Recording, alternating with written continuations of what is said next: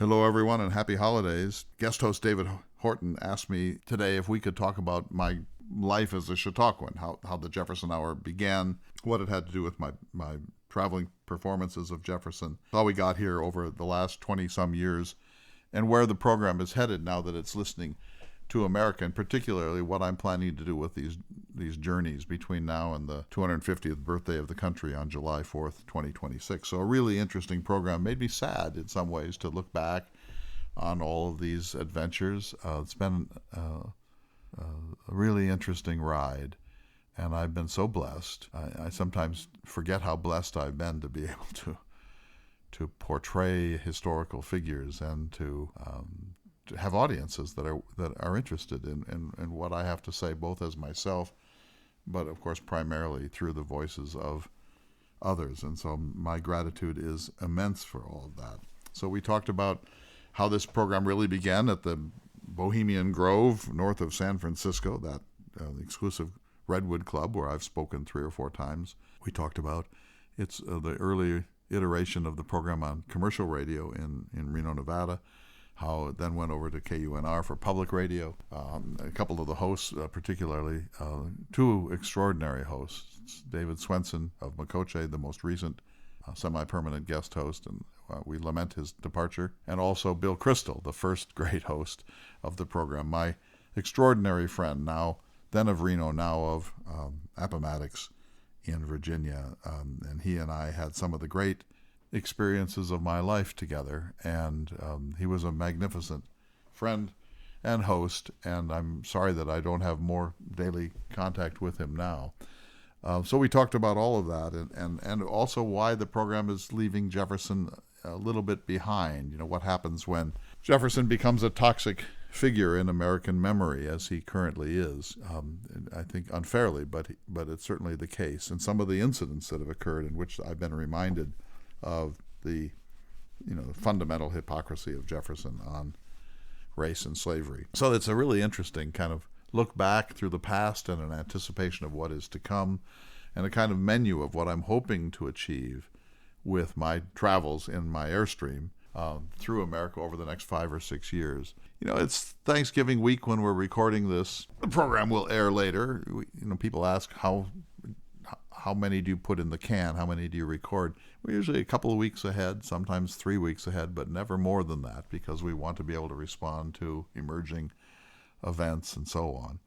And so while I'm addressing you in this podcast introduction, I can talk a little bit more candidly about certain things. I don't have to be as careful as I tend to be when it's the actual podcast, but we're watching one of the great catastrophes of our time right now. Well, 2 really. The war in Ukraine is an appalling violation of the idea of self-determination. I personally believe that we must continue to support Ukraine, that we must, the West, by which I mean Europe, NATO, the United States, all civilized countries, must win this war.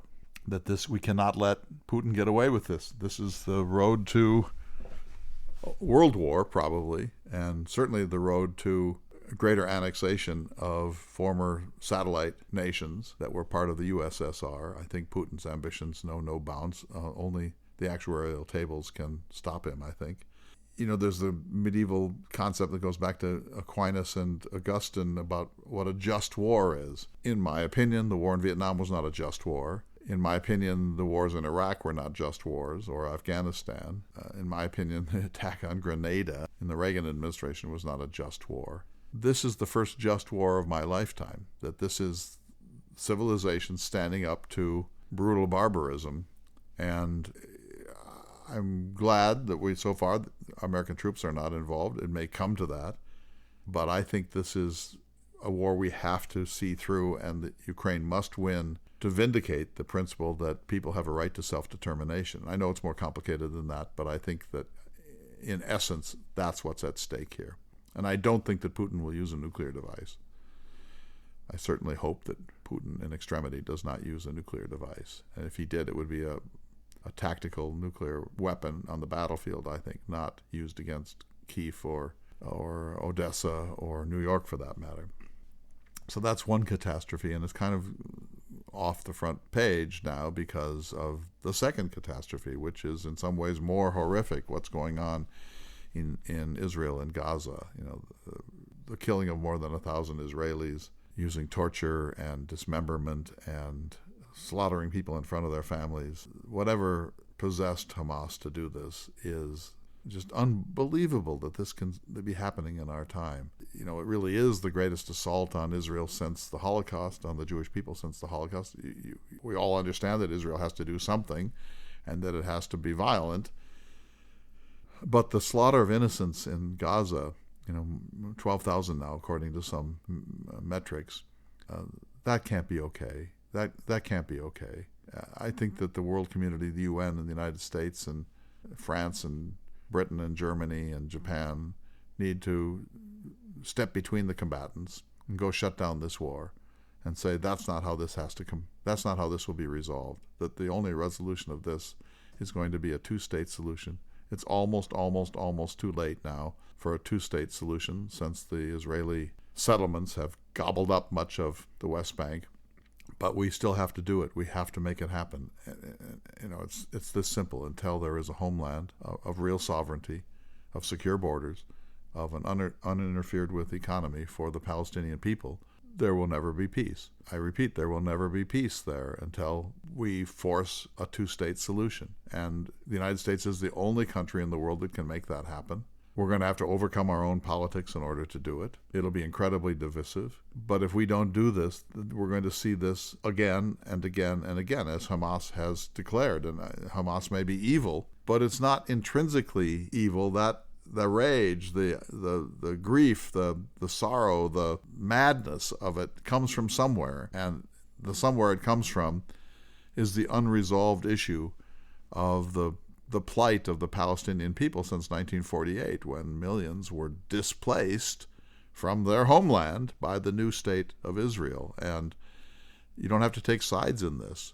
There's no right on both sides, and there's no wrong on both sides. That everyone's complicit. Everyone in this story, including the United States, is complicit, and the UN. And so I feel so strongly about that, and I just deeply saddened. And then finally, as much lower down the scale, the disintegration of our civility in America. The United States Senator from Oklahoma offering to have a fist fight on the floor of the Senate committee room with the leader of the Teamsters. All I can say is he's lucky he didn't do it, because the guys from the Teamsters, who's going to win that fist fight? But Kevin McCarthy elbowing his enemies in the halls of Congress, and the shouting matches between Lauren Boebert and Marjorie Taylor Greene and so on and so forth. It's all a sick decline of American civility, and it's only going to get worse before it gets better, if it gets better. I just wanted to say all that.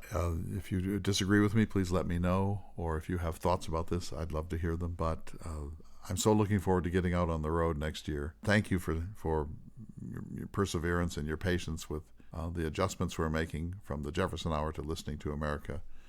I so appreciate all of you, and I wish you the happiest of holidays. God bless you all.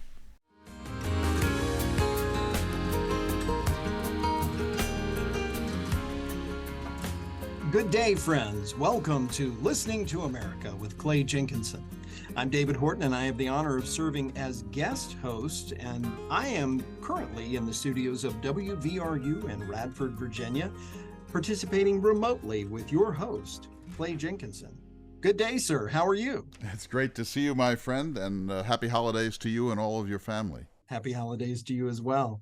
This has been a long journey since the Jefferson Hour first began and your portrayals of Thomas Jefferson. I know I have really enjoyed following you on the radio, on the computer, on podcasts over the years as the Jefferson Hour has evolved and then morphed into Listening to America, as you have taken trips around this nation and shared your adventures and your experiences with all of us. And I think many of your listeners feel the same way and would love to go back to the origins of the Jefferson Hour and talk about how things have evolved over that time, talk about how technology has impacted things, good and bad, as we always discover as we try to do these programs thousands of miles apart. But I was wondering if you would like to do that today, to talk a little bit about the journey of Jefferson and listening to America, and Jenkinson, for that matter. I'd be happy to. This program's been around for almost 30 years in some places, and when I look back, I feel amazed that it's still on and continuing to examine the life and achievement of the Founding Fathers, and particularly Thomas Jefferson. And I feel such gratitude, David, to all of the long-term listeners who have followed us through various hosts and various locations. We were once in Reno on the 21st floor of the New Enlightenment Radio Network tower, and then we came here to the New Enlightenment Radio Network barn in North Dakota, and now it's more or less an Airstream. But it's so gratifying to me to think that we almost accidentally created something that has made a difference in people's lives. Absolutely. I know it's made a difference in my life, because this is a place where I know I can come to get perspective, to try to put things into a historical context, to try to understand at a greater level, and at the very least to do what democracy really is all about, and have a conversation and a thought process as to what's happening, why it's happening, where we're going, and why we're going there. And I think you've done a beautiful job with that. How did this all begin? I understand a little bit about how you began portraying Thomas Jefferson, but how did it become a radio program? How did it become a forum on the airways? My friend Everett Albers of the North Dakota Humanities Council convinced me long ago to dress up like Thomas Jefferson for a single event. And I reluctantly agreed. I don't have any theater background, and I'm not particularly interested, even now, in putting on tights and buckled shoes and a wig and so on. But I did it as an act of friendship and fell in love with Thomas Jefferson. And everybody falls in love with Thomas Jefferson. Everybody, at first glance. Monticello. He knew 7 languages. He's the father of the Library of Congress. He's the greatest architect of his era in the United States, an exemplar of the Enlightenment, an inventor, one of the most clear-headed writers in history. He wrote the immortal Declaration of Independence. He separated church and state. Everybody falls in love with Jefferson.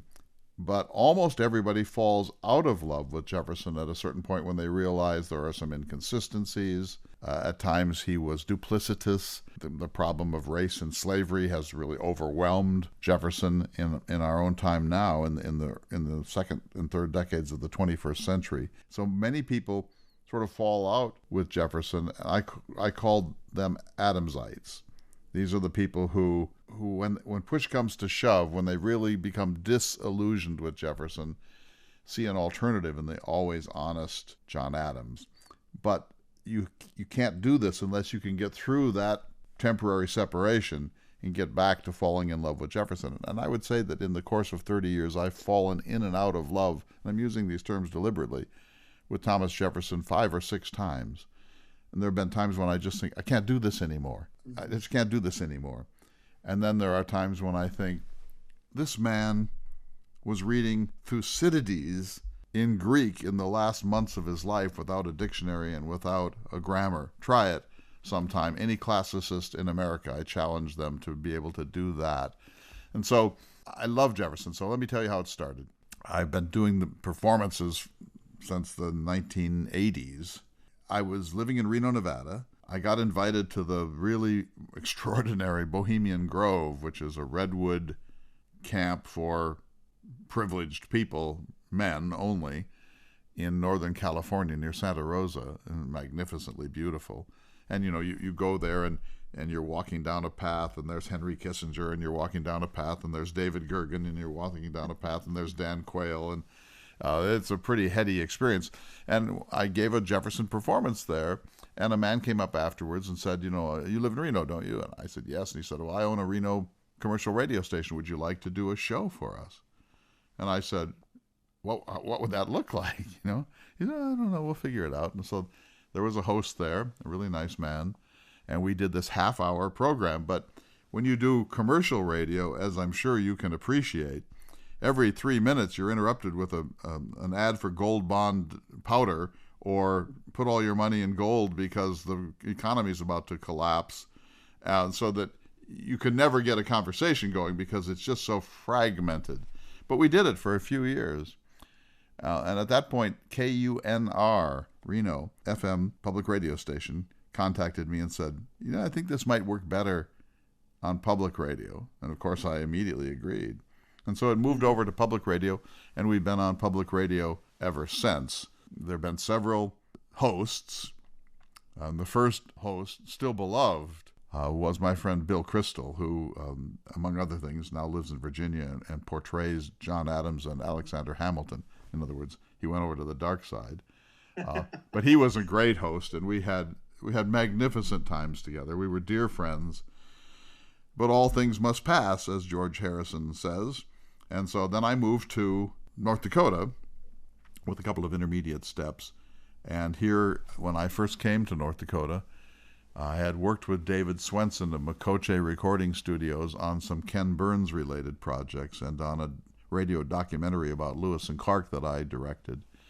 And so I came in to his studio and said, would you be willing to be the guest host for a few weeks until I can figure this out? And he said, oh, okay, how hard can that be?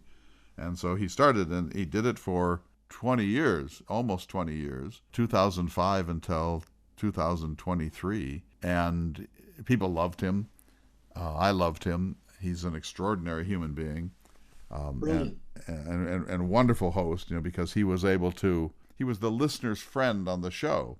So if I got wound up about something or started to speak in too much detail or was not sort of explaining the terms of the conversation, he'd say, wait, stop.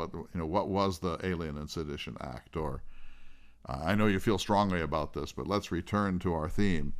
And so he was terrific, but he decided this last year that he had turned 70 years old, and he had just done some magnificent work on Native American sound, award-winning, world-class work on this. And by the way, if you saw the recent Ken Burns Buffalo documentary, his music is in it a lot. He contributed an enormous amount to the success of Ken Burns Buffalo, and he's provided music for several other of Ken Burns' films. At any rate, he left, and now we're sort of looking around to try to figure out what the next era of this is.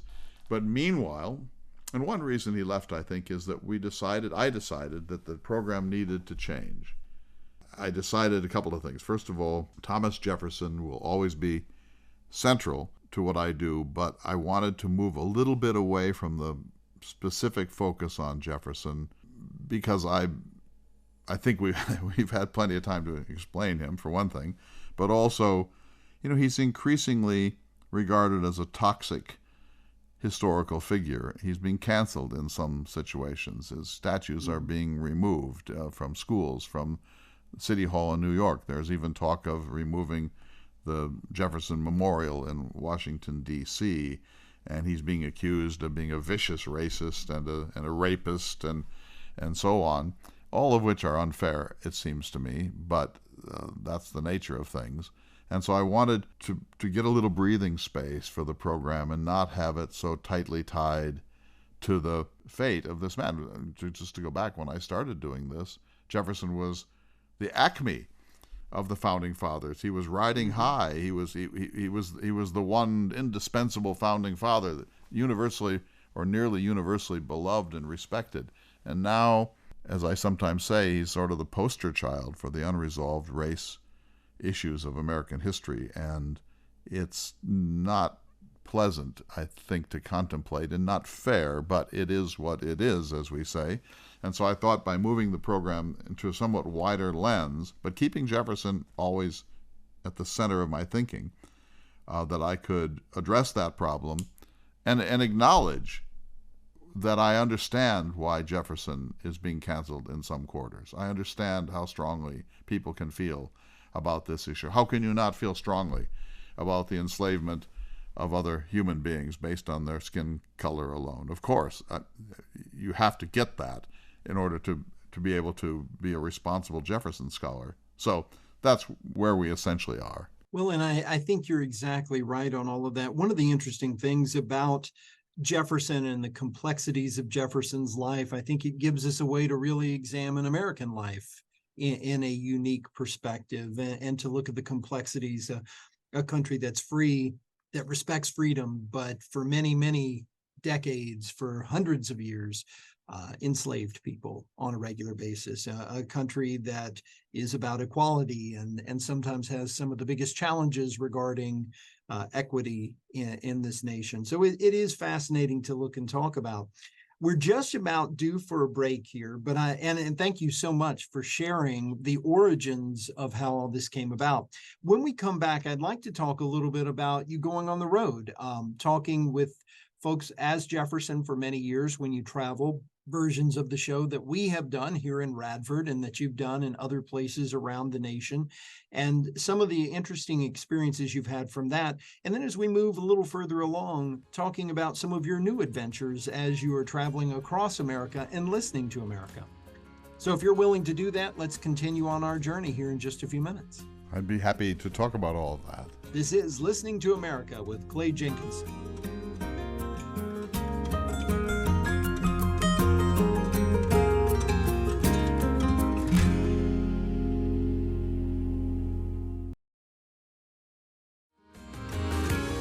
Welcome back to Listening to America with Clay Jenkinson. Today we're talking about journeys on the radio, journeys with Jefferson, journeys with Jenkinson. Your host today, of course, is Clay Jenkinson. I'm David Horton, serving as your guest co-host for today. And Clay, you did a great job helping us understand the origins of the Jefferson Hour, first in Reno, later in North Dakota, as for many years it's been. But one of the things I'm always fascinated about is when you take Jefferson on the road. And I've had the great honor of serving as your partner when you've come to Radford several times. We've produced programs here and certainly talking to the audience, talking to the public, engaging with people to find out what they're thinking, what they're wondering, and where that goes.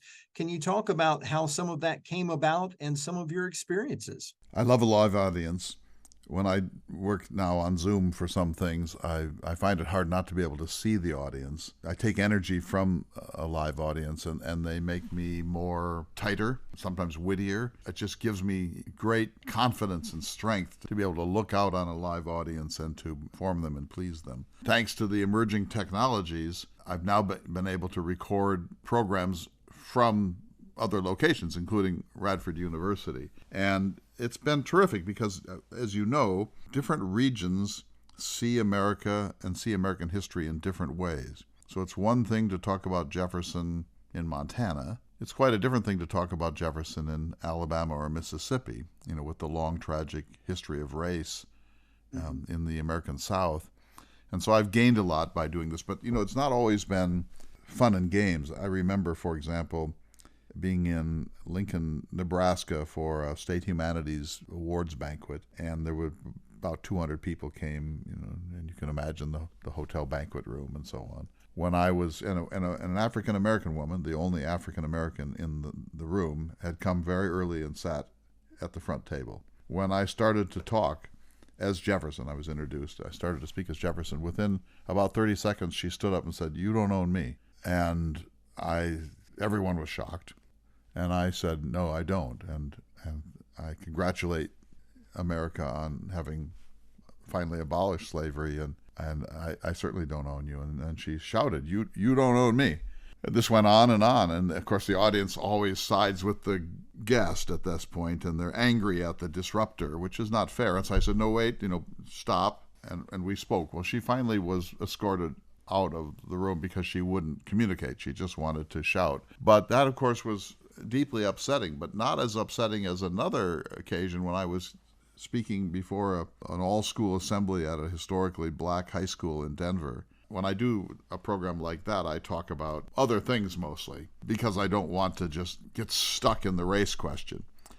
I don't duck it ever, but I don't lead with it. People should know, if they don't already know, that I never work from a script. I just wing it. I was about 5 minutes in, and this young African-American man, 16 or 17 years old, stood up in the front row, and he said, very politely, "Mr. Jefferson, do you think I'm inferior?" It was really a bad moment, because the answer is yes. That's what Jefferson said in Notes on Virginia. I advance it as a suspicion only that, et cetera, et cetera. And so I wasn't going to say that. How can I say that to this group of 1,000 young people or 450 young people?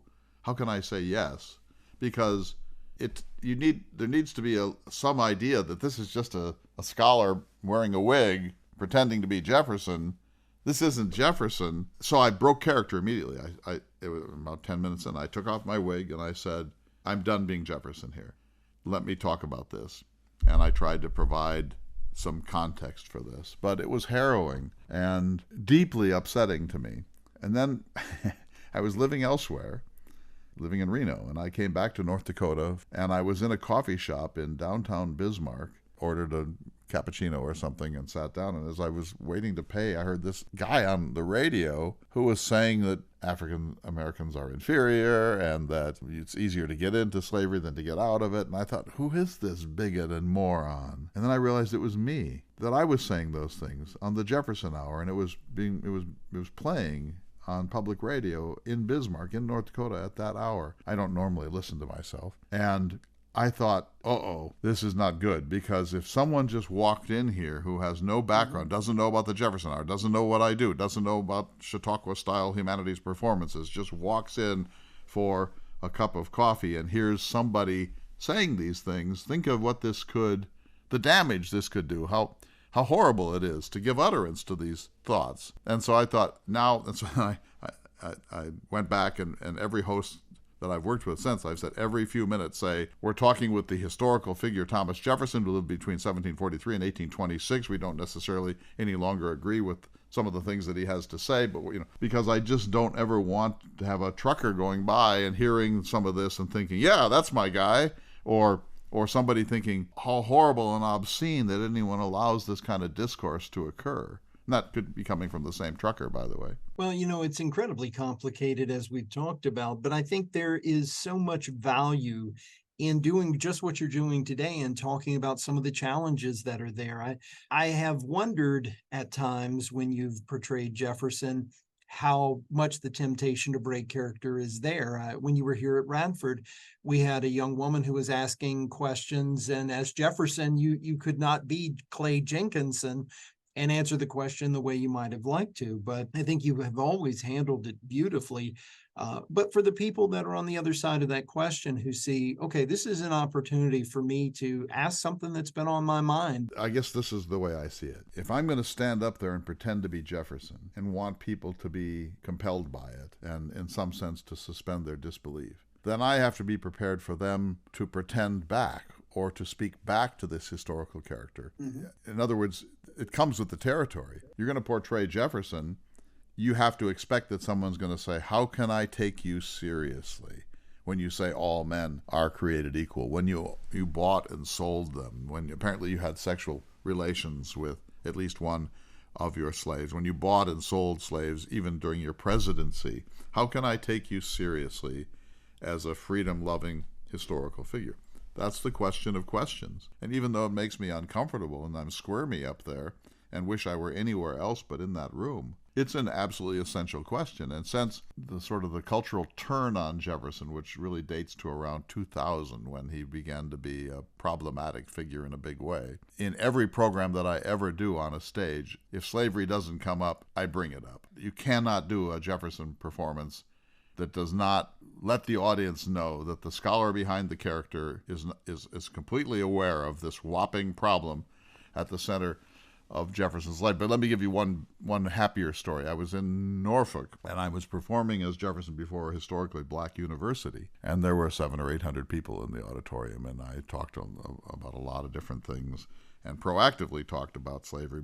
And at one point I said, what you need to understand is that these individuals, my enslaved family, there was nowhere for them to go if I had freed them. They were dependent on me. And this lovely young woman stood up like 5 or 6 rows in, and she said, look, I've been listening to you here for a while. I don't know who was dependent on whom. And the crowd went nuts. I brought her up. I broke character at that moment. I brought her up on stage. I said, you've got to come up on stage. That was the best riposte ever. Absolutely. You nailed it. And it was such a great occasion because laughter, as you know, is cathartic. It releases tension. And when she said this, she said what everybody was thinking but might not have been able to put so pointedly or so generously, really, that they all laughed and there was cheering. And so then, because of that, the tension was relieved. I had broken character. I said, yeah, absolutely, why am I even on this stage? It was great. It was a great moment. And there have been so many more great moments than there have been difficult ones. I think it's important that you have those difficult discussions. The challenge of living in a participatory government that we have with democracy, with representative republic, is that we have to be able to have the difficult discussion, and we have to be able to sit and honestly say, I disagree with you. This is my thought. You disagree with me. And where do we find consensus and where do we move? So I think that's brilliant. But I would like to keep talking about those happy surprises and those things that have happened over the course of the Jefferson Hour where it's just sort of stuck in your mind. What's been some of the most unusual conversation you've had, things that you never would have thought of as asking Jefferson or asking even Clay Jenkinson? What's been something that's stuck in your mind that's been kind of unusual out there? Well, first let me say that it's an amazing process. Because just to kind of reiterate, I dress up in a costume and I pretend to be someone that I'm not. It could be Jefferson, it could be Meriwether Lewis, it could be John Wesley Powell, it could be Theodore Roosevelt, John Steinbeck. I'm pretending to be somebody that I'm not. And the audience understands this. There's a magic that I really love in this. And people want to process our time through their time. They want to know what Jefferson would say about Gaza. They want to know what Theodore Roosevelt would say about the space program. But I'll tell you, the happiest moment of my entire career maybe was when I was performing for a fifth grade class somewhere. I love the fifth grade. It's sort of the last year before adolescence starts to percolate in, and then all bets are off. So I'm in this class. I've been going on for a while, and then this girl raises her hand and she says, Mr. Jefferson, now that you've had time to spend with us, what would you like to take back with you to the 18th century? Just think about what a great question that was, that she would not have asked of a historian. She could only ask of Jefferson, because she was playing back at me. I was playing Jefferson, she was playing back. I wanted to say the Vegematic, the old slicing dice machine. I just so wanted, because that's the smart aleck in me. But I couldn't. It was a fifth grader, right? But I want to say Ginsu knives or, the Ziploc bag. And then I said antibiotics. Because Jefferson had 6 children, 4 of whom died before their 7th birthday. And all of them probably would be alive if they were born today with our prenatal care and with our pediatrics and so on, with penicillin and other miracle antibiotics. And surely that's the answer, right? I mean, you could say, I'd like to have a MacBook Pro with the Excel app, which he would also want, and he'd want one of everything. One thing I would find fascinating, what book would Jefferson want to take back with him? It's so interesting because when I won the National Humanities Medal, which was then called the Charles Frankel Prize, there were 5 of us in that first class, and we each had to give a little 5-minute no more lecture. Each of us had a different question. The question she put to me was, name 3 books that Jefferson prized. And so I thought about this, and I thought, okay, I said to myself, since I'm a Chautauquan, I'm going to give 1 book that we know he loved, and then we're going to give from the ancient world, and then I'm going to name another book that he loved from his own time. And then I'm going to name a book from our time that I think he would love. So I named Tacitus, the Annals, the Histories of Tacitus, his favorite Latin historian. The book from his own time was Montesquieu's The Spirit of the Laws, which was enormously influential and really was the blueprint for our tripartite system of government and checks and balances and so on. So the question was, what's today's book? I chose The Unsettling of America by Wendell Berry. I love Wendell Berry, of course. And The Unsettling of America is a book I highly recommend to all of people listening to this. It's about what happens when the agrarian disappears and is replaced by agribusiness. What you lose culturally, what you lose spiritually, what you lose in your own character when you're producing food but not participating with your hands in the soil. So I did that, and then the ceremony ends, and Lynn Cheney was I'd say a dark conservative. She came up to me after this and she said, if I had known you were going to name that book, I would not have given you this award. Which I took as a badge of honor, actually. How can anybody be offended by the work of Wendell Berry? You can disagree. You can say, doesn't work for me, or it's a quaint nostalgia about an America that's gone. But you can't despise Wendell Berry. He has one of the greatest hearts of any American author, and he's a brilliant poet and prose stylist, and he writes about things of enormous importance. But he would also, because he's Jefferson, he's an omnivore, he would be interested in many things, including AI, by the way. But imagine Jefferson toying with AI, with ChatGPT, say, write an announcement to the world in hopes of getting an alliance and some troops and money from France, and declaring inalienable principles of human rights, and including a list of the things that England has done to damage us in the colonies. Make it about 600 words. He'd be fascinated by this. And he had every writing tool available to man. He had a polygraph, which was a pantograph, a copying machine. He had a copy press, which was extremely primitive. He was one of the first people to experiment with ballpoint pens. He would have lived at Best Buy or an Apple store. I think that's fascinating. Now I have just an offshoot question from that, and I'd like you to think about this. You're a humble and modest gentleman, and certainly not about yourself in this program, but which of Clay Jenkinson's books would you have hoped that Jefferson might read or might find interest in? I've written 14 books, a couple on Theodore Roosevelt. He would not be interested. He would be appalled by the idea of Theodore Roosevelt, this kind of bully boy changing the Constitution by aggrandizing the central government and etc., his love of war. One is my book, Becoming Jefferson's People, because I tried to distill his outlook on civility, on science, on separation of church and state. In other words, I tried to figure out what's left of Jefferson if you take out his biography and his attitudes towards race and women and slavery and Native Americans. But what's the positive matter in Jefferson that could really help us? And I think it would if we would just follow this. And so that's one. The second one is my book on Meriwether Lewis. Jefferson might not be too happy with it because it's a little bit hard on him. Lewis died of suicide, almost certainly, on October 11th, 1809, and part of it was the breakdown of his relationship with Jefferson.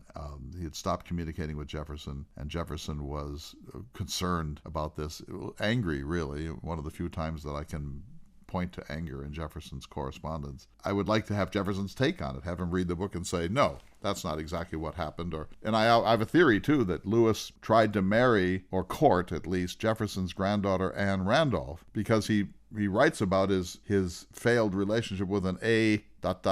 R ... the way people wrote it in those days. I think it's Anne Randolph, and I think Jefferson realized Meriwether Lewis was a problematic individual who was mentally fragile, let's say, that he had a severe drinking problem. And I think Jefferson waved that off, and this may have contributed to the breakdown of the friendship. We just don't know, but I'd like, all the questions I would love to ask Jefferson that you can never ask, things we can never know. That's one of them. And the third book is my most recent book, The Language of Cottonwoods, Essays on the Future of North Dakota, because he bought North Dakota, or half of it, but also North Dakota was the most agrarian state in America. Our state motto, the highway sign at the border, could have said, "Those who labor in the earth are the chosen people of God," Thomas Jefferson. We're now becoming a state of robotic agribusiness. Most farmers have very little contact with the soil now. So I would want him to read that and reflect. I think, because he said, as long as the great majority of us are farmers, we will be the freest people in history. And in his time, 90-some% of the American people were family farmers, growing their own food, building their own shelters. Today, less than 2% of Americans are farmers, and they're not really farmers in the farm sense. They're agri-producers who are farming the farm program in large part, and who are forced by technology and by the government to get bigger and bigger and bigger, and to buy monster equipment, and now it's all robotic in the extreme. I think he would be deeply concerned about this. So I would, I don't know how humble I am, but I'm humble enough not to think that Thomas Jefferson should ever read me. It's the other way around. But if he did read me, I think that my book on sort of the future of the Jeffersonian persuasion is one, and my study of Meriwether Lewis, I think he would be fascinated by, and he could clear up a lot of things. And my book on the future of North Dakota, he must have known of Fort Mandan and the Mandan, Hidatsa, and Arikara natives, but that's about what he knew about North Dakota. I think he would find a great deal to ruminate about in reading those books. But I'll settle for anybody reading my books. I think we're finding a great deal to ruminate about in this edition of Listening to America. We need to take a pause, but when we return, I'd like to spend our last segment talking about the evolution of the Jefferson program to Listening to America, and then some of the journeys that you've experienced in the last little while. This is Listening to America with Clay Jenkinson.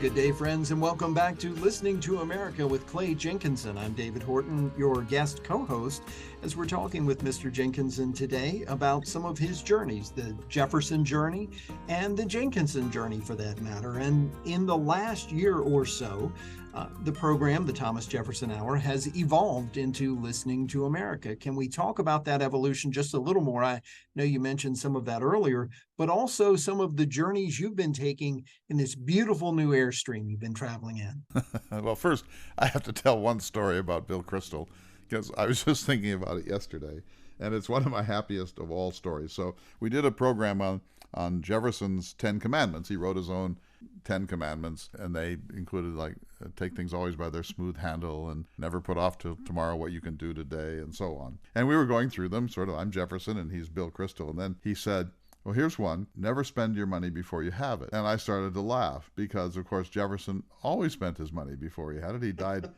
He died mountainously in debt, ruinously in debt. If ever somebody didn't follow his own advice, it was never spend your money before you have it. So I laughed and he laughed, and it took about 15 or 20 seconds. And then we were down two more, and then the next one was never ask another to do what you can do for yourself. And suddenly slavery just jumped into the room, and we both started to laugh, and we laughed for about 7 minutes. I mean, truly, we couldn't stop laughing. And you ever get into those laughing fits where you can't stop laughing?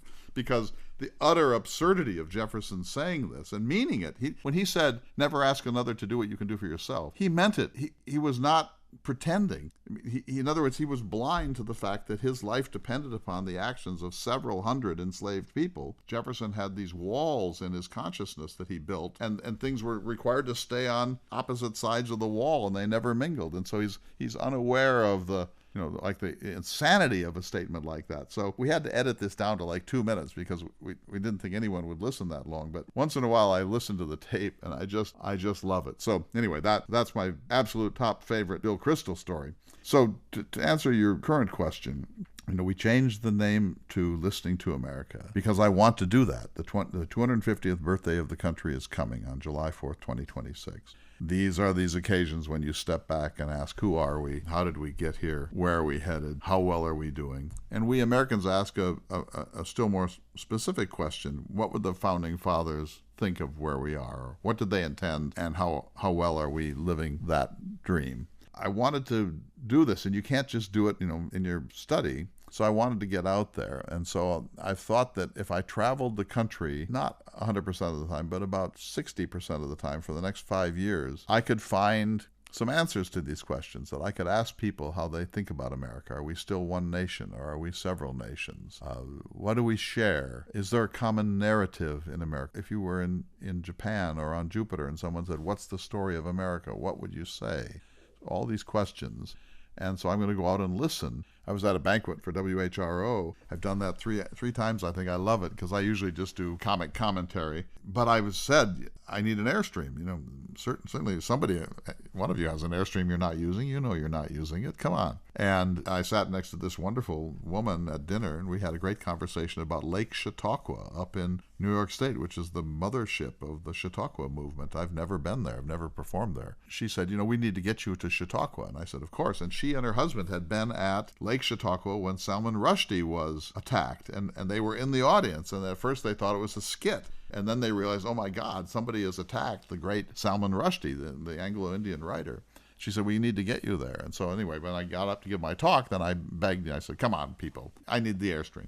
And a week and a half later, she called my business partner, and she said, is he serious? He said, yeah, I don't know, but it seems to be. And she said, well, I'll make that happen. So she bought me an Airstream. So now I'm saying, I need a Ford F-150. I need a bunch of computers. I need a bunch of microphones. I need several video cameras. Who knows? but beginning with the Ford F-150. So now I have the Airstream, and we got a magnificent decal for it that says "Listening to America" and our web domain on the back, and it's magnificent, let me tell you. So it's being stored until around March 15th or April 1st. And then I'm going to get out on the road. And my first great journey is going to be to follow John Steinbeck's Travels with Charlie tour from 1960. He felt that his creative mojo was dissipating, that he had lost touch with the American people. So I'm going to recreate that, not as a feat, but as a framework in which to ask these questions about where are we, how are we doing. I want to see what this country is. And I every day now, David, I realize how little I really know about it. I've traveled in every state. I've addressed, I think, 28 state legislatures. I've addressed 2 presidents of the United States, the Supreme Court, judicial conferences. I've had a lot of chances to travel the country as Jefferson and in other characters, but mostly Jefferson. It's been an enormously gratifying career, although unexpected and in some ways weird. I haven't had, you fly into Birmingham, Alabama, and you get there at 6 p.m., you take a taxi to your hotel. The restaurants are closing, so you have a salad in the bar while the game of the week is on. And then you go back to your room, and the next morning you get up and you put on a costume and you go give a talk.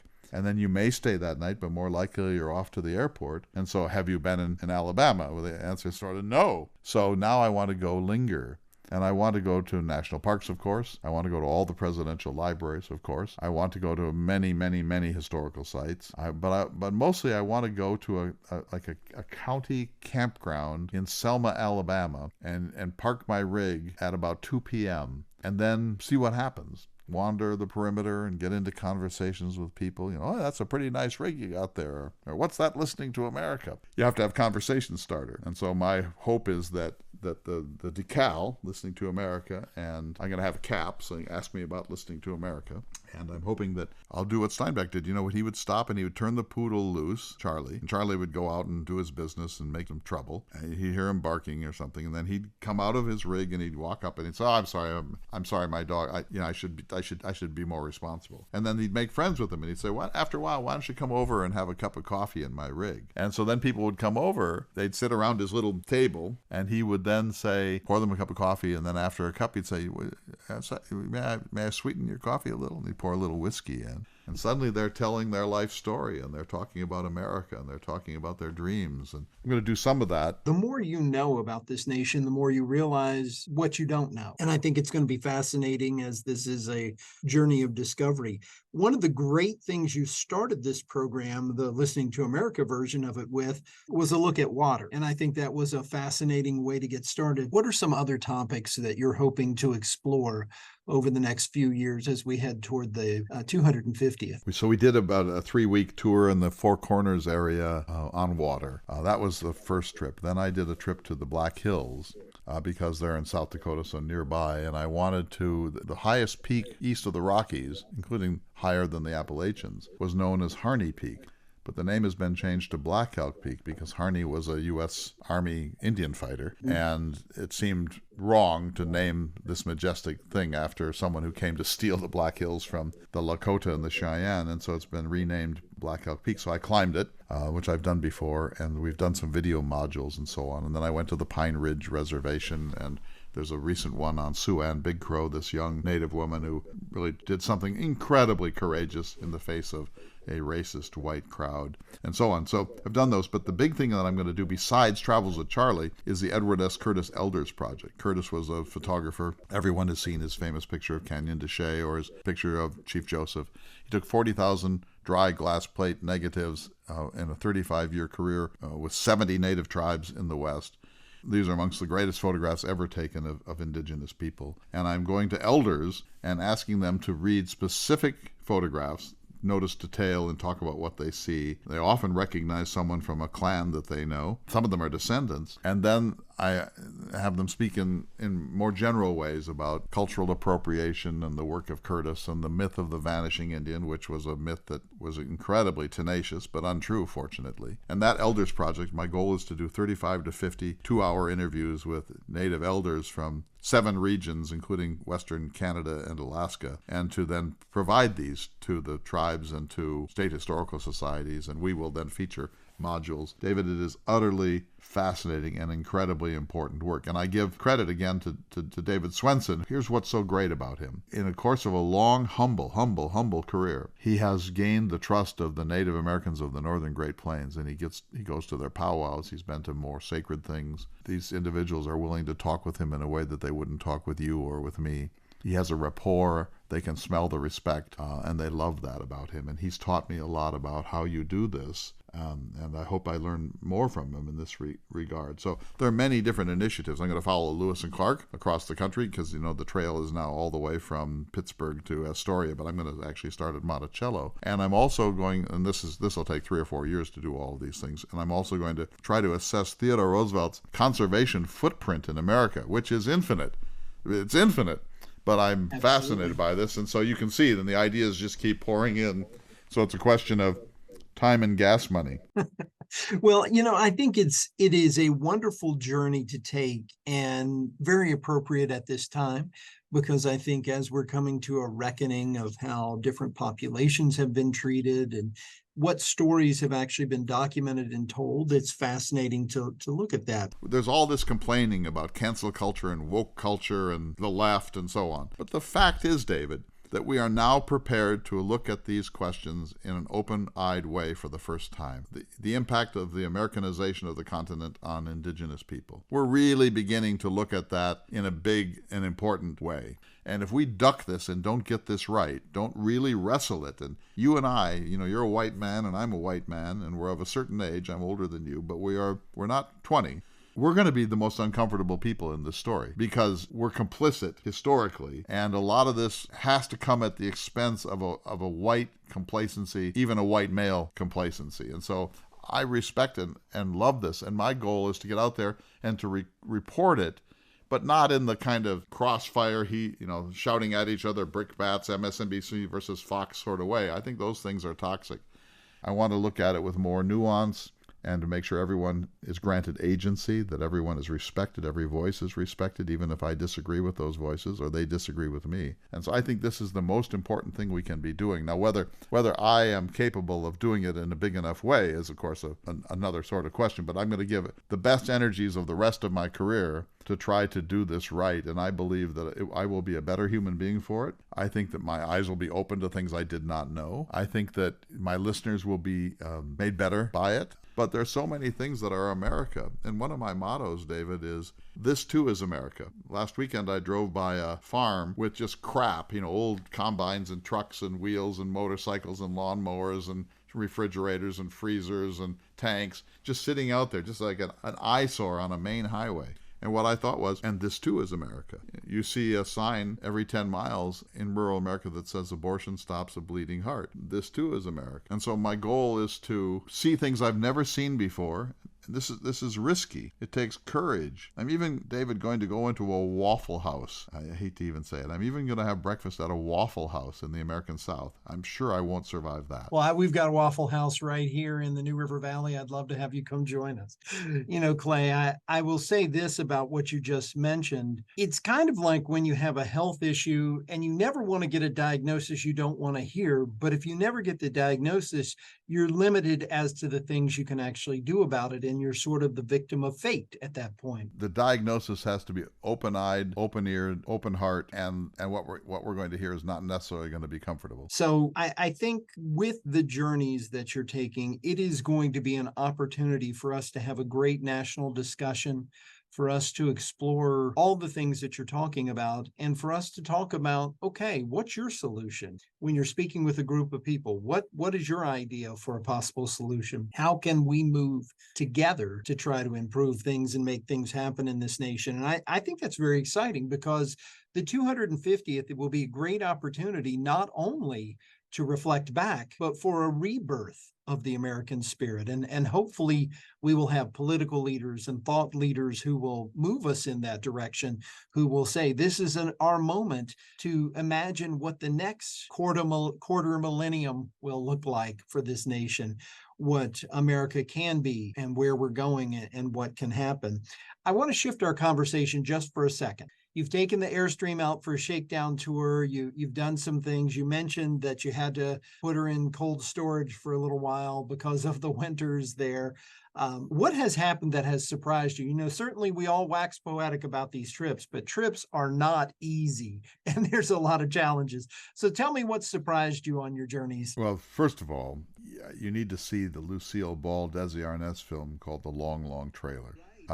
Because and then there's the more recent film called RV, which also shows what can go wrong. I may not be ready for prime time, so I took the rig out to the Badlands, to Theodore Roosevelt National Park, and I stayed at the Cottonwood Campground, which has no hookups. But I have solar panels on this thing and inverters and giant battery arrays, and I thought I was fine. So I got out there, and I went to town because I had to give this evening lecture, and I came back out, and it was a little cold in the rig, and I couldn't get the heater to work because the sun hadn't shone, and something went wrong. And by morning, I was under 5 blankets, I was in the fetal position, and I was frankly dying. I could see my breath, I was dying. I've been in some very cold nights in my life. That was among the top 10. And I'm in this multi tens of $1,000 rig, and I can't make it work. And so I'm cursing the day I was born and trying to rethink the whole thing. Maybe I just give the Airstream back. So I got up and I turned the oven on because the oven worked. And so here I am with the oven open and all the burners going, and they took the worst of the cold away, and I was able to survive. This happened again 2 nights later. And so now I realize, okay, you can't count on the sun, so I'm going to have to get that super duper Honda generator that's a whisper generator that you have at all times if you need it and put in the back of the truck. So live and learn. The thermostat it has a problem and needs to be replaced, and so I couldn't determine which is air conditioning and which is heat. It has the instant water heater, not the tank water heater. It's very persnickety, and so I took a bunch of really cold showers and so on. Each of those has been overcome. I still haven't had to back into a camping spot. I can back up. Every North Dakotan knows how to back up a trailer. Otherwise, you're not even allowed to be a North Dakotan. I'm not great at it yet. And of course, I was at a KOA to do this. And at KOA, they don't just let you go do it. They send a guy with you. And so what's worse when you're an idiot? Oh, having somebody giving you directions through the... And so this took like 45 minutes, but I didn't break anything, although I broke my spirit. So there's a big stout learning curve ahead, but it's been fabulous. And I'm keeping this journal. I have a special journal, beautifully bound, in which I'm putting all these little stories because, of course, I'll forget them over time. But you don't just start out one day and it all works. It's like in your house, only they all have attitude. Every appliance has attitude. And if you address them wrongly, they will make you pay. Well, and it's part of the journey. That's the whole piece. If it were easy, anyone could do it. But because there's a challenge, it takes a man like Clay Jenkinson to get it done. It needs a better man, because I have some friends here that could have fixed any one of those things instantaneously.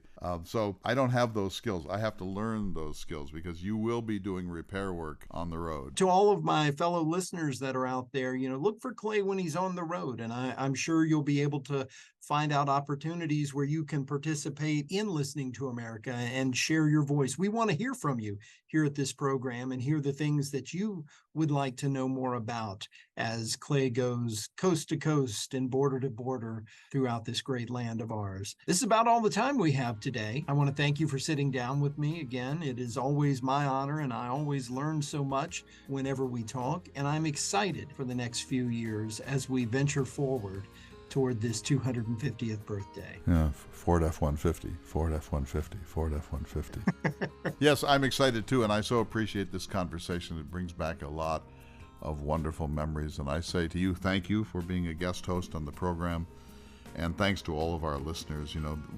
I hope we're only at the halfway point on this odyssey of decades of public radio and podcast to try to bring some good sense to the debacle that is now the United States of America. We're moving forward together. Thank you, my friend. This has been Listening to America with Clay Jenkinson. Good day, citizen.